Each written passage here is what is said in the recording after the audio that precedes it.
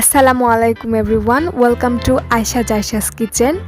Summer special একটা জুসের recipe তৈরি করে দেখাচ্ছি।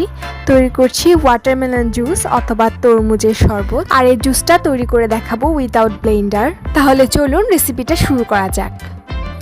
জুসটা তৈরি করার জন্য আমি এখানে কয়েক স্লাইস বীজ সহ তরমুজ নিয়েছি। তারপরে একটি মিক্সিং বোল নিয়ে এর উপরে একটি স্ট্রেনার দিয়ে দিচ্ছি। এই স্ট্রেনার দিয়ে আজকে আমি জুসটা তৈরি করে নিব। এই স্ট্রেনারটার উপর এক স্লাইস তরমুজ নিয়ে এভাবে কিন্তু ঘষলেই নিচ থেকে রসটা পড়তে শুরু করবে এবং উপরে বিচিগুলো একেবারে আলাদা হয়ে যাবে। এতে কিন্তু ঝামেলাটা খুবই কম এবং খুব তাড়াতাড়ি কাজটা হয়ে যায় এবং কোনো রকম কোনো ব্লেন্ডারের ইউজও করতে হয় না। ব্যাস, দেখতেই পাচ্ছেন একেবারে ফ্রেশ জুসটা কিন্তু বের হয়ে গিয়েছে এবং আলাদা করে কিন্তু ছেঁকে নেওয়ারও প্রয়োজন পড়েনি। এবার আমি জুসটা পরিবেশন করে নিচ্ছি। এই জুসটা কিন্তু একেবারে আমি চিল্ড পরিবেশন করছি, এই জন্যই এর মধ্যে কয়েক টুকরা বরফ দিয়ে দিচ্ছি। আপনারা কেমন খেতে চান তার উপর ডিপেন্ড করে বরফটা কম বেশি করে নিতে পারেন। তারপর এর মধ্যে 2 স্লাইস লেবু দিয়ে দিচ্ছি, এতে করে খুব ভালো একটা ফ্লেভার পাওয়া যায় এবং খুব ভালো গার্নিশিং হয়। তারপরে এর মধ্যে আমি জুসগুলো ঢেলে দিচ্ছি। আমি কিন্তু এই জুসটা তৈরি করতে কোনো আর্টিফিশিয়াল কালারের ব্যবহার করিনি।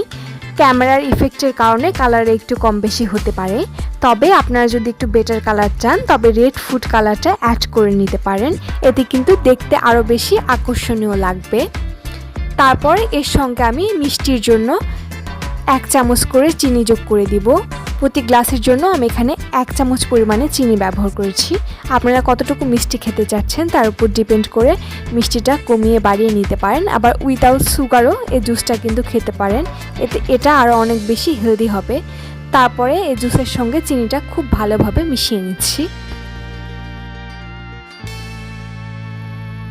ব্যাস, দেখেই তো নিলেন, খুবই ইজি না, আর খেলে কিন্তু একেবারে শান্তি শান্তি।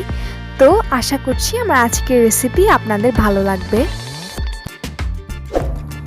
ভালো লাগলে আমার চ্যানেলটাকে প্লিজ একটা লাইক, শেয়ার, কমেন্ট এবং সাবস্ক্রাইব করবেন। এতক্ষণ ধরে আমার সঙ্গে থাকার জন্য আপনাকে অসংখ্য অসংখ্য ধন্যবাদ।